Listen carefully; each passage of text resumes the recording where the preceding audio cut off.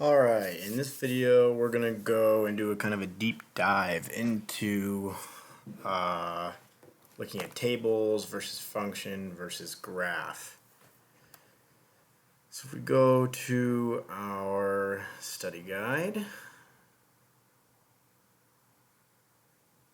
we're going to start with linear. So there is a transformative way of looking at the linear function, but I think y equals mx plus b works pretty well. I mean, it tells you where it hits the y-intercept and it tells you the slope. And since it's a straight line, it essentially will tell you the exact same information. So the ratio rise over run is always the same. That's how we can tell. So we just go and find this for two different points. Let's go to Desmos to take a look at this. So if we're given, let me get rid of this function for now. So if we see this linear function and we have a table of values, so you can either go to here and look at the points and where they line up, or you can go to the table. In this case, we are outright given our y-intercept, but we could also figure it out. So let's take 2 points and see what we can come up with. We're going to call 2, 10 our y2 and x2, so that's going to be 10 up top and 2 below, and 1, 6 as our y1 and x1 values. So minus 6, minus 1, that will end up being 4 over 1, which is just 4. So we have our slope now, so if we plug that into y equals mx plus b,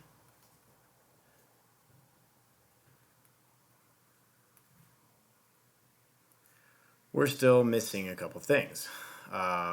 X and y obviously change, but b is supposed to be a constant. So what we can do is we can plug in either one of these points that we found before and solve for b. So let's use 10 and 2.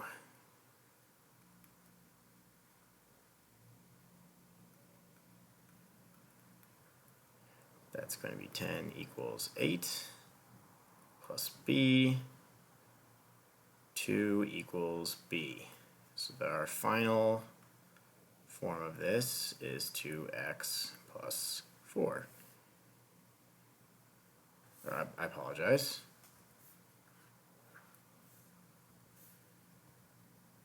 (4x plus 2). Got our variables flipped around. And if we go back to Desmos, we see that is true. Y equals 4x plus 2. So linear is fairly straightforward. Let's take a look at what our next function is. Next is going to be exponential. In exponential, we're always going to think about it as being y equals ab to the x. It's possible to do the same transformations we're used to seeing, but we are not going to get into that, and neither is the praxis. So for our purposes then, let's take a look at that. Given this function and this table. So what we can do with this is, whether we pick the points off of the graph or pick the points off of here, we can say that if a point lies, or if we create a new function with this point and this point, they will have the same b and the same a, and we can just create the function that way. So let's give that a shot. If we have y equals, and we'll use this point here. So 2 is our new starting value. So remember, we're creating a new function for all intents and purposes. So y equals a, b, and then our x value is 0. So normally we'd have to do a transformation here to get it to our new starting value, but since it's 0, that's fine. And then for our other function, we can do y equals 2.4 b to the x minus 1. So notice that we have to transform it here, right? It's 1 over from where it used to be. So if this is going to be what we're considering our starting value, we have to transform to it. And now it's just solving a system of equations, right? We can set these two equal to each other because y's equal each other. 2b to the x is equal to 2.4 b to the x minus 1. Let's divide both sides by 2.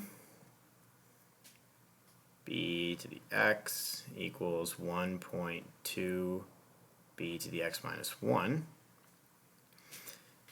And then let's divide both sides by b to the x minus 1.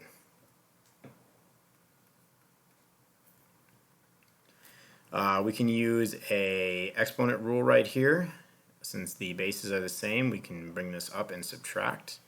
So b to the x minus 1 is equal to 1.2.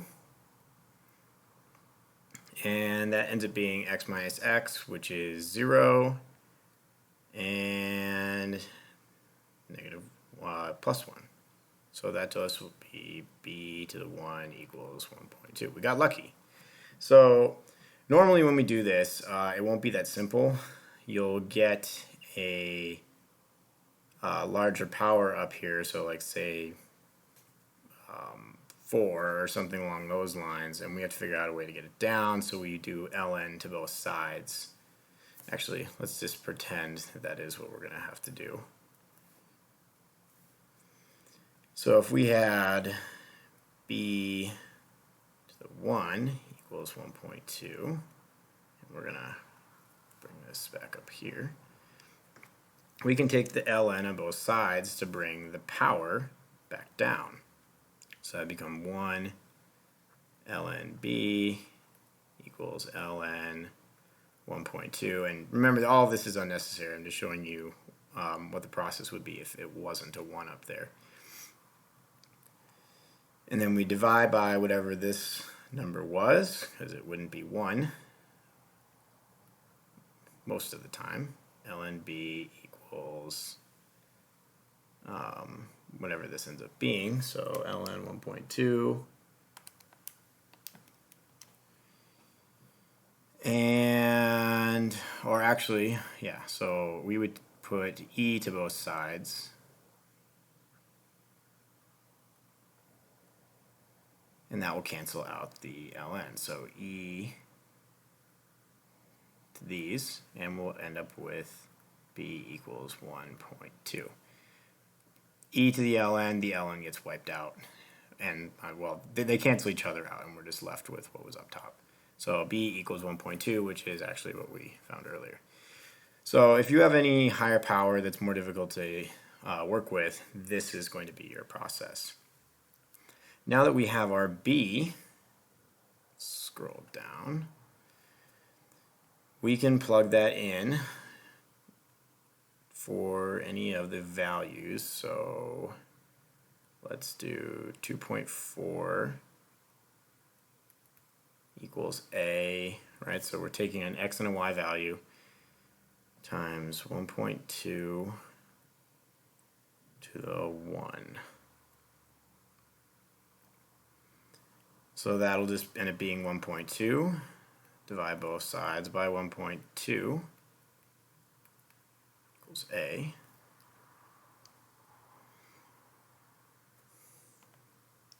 And we should be good to go. Sorry. So that will be equal to 2.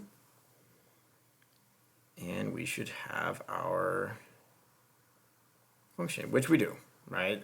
We actually ended up finding the exact same one. So 2 is our a, 1.2 is our b.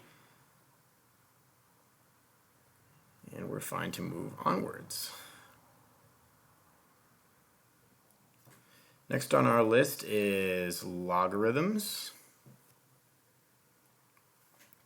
So again, you could have transformations with k, c, d, all of that, but we're going to pretend that doesn't exist for this in exponential. It becomes much more difficult and you'll very rarely see it.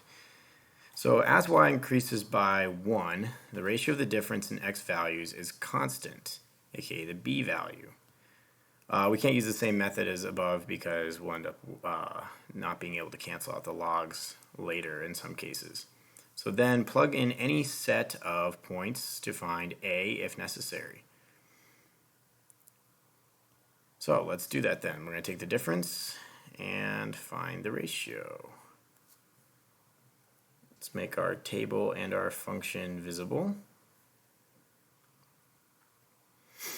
So we also can see where the values start becoming undefined. So we cannot reach that point. Taking the log of a negative number is not possible. So these are more or less in 1 increasing, right? So 0, 1.00 is basically 1, 2, 3.00 is basically 3, 4. So that's fine. So we're going to find the difference then. Let's actually start a little lower than that.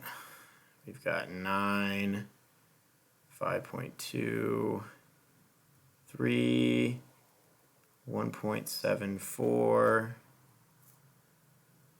and that should be good.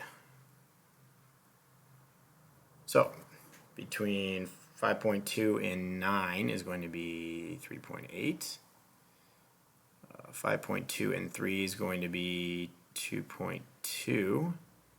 And between 3 and 174 is going to be 1.26. Okay. So now we can find our ratio. Sorry, that would be 3.8. Right? Yes. 3.8 divided by 2.2, 1.72, and we have to do it again just to check and make sure that it's consistent. 2.2 divided by 1.26 is 1.74. So that's likely due to rounding error, but we can check.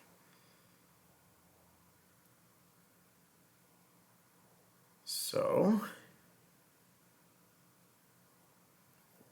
let's find a blank one here. We've got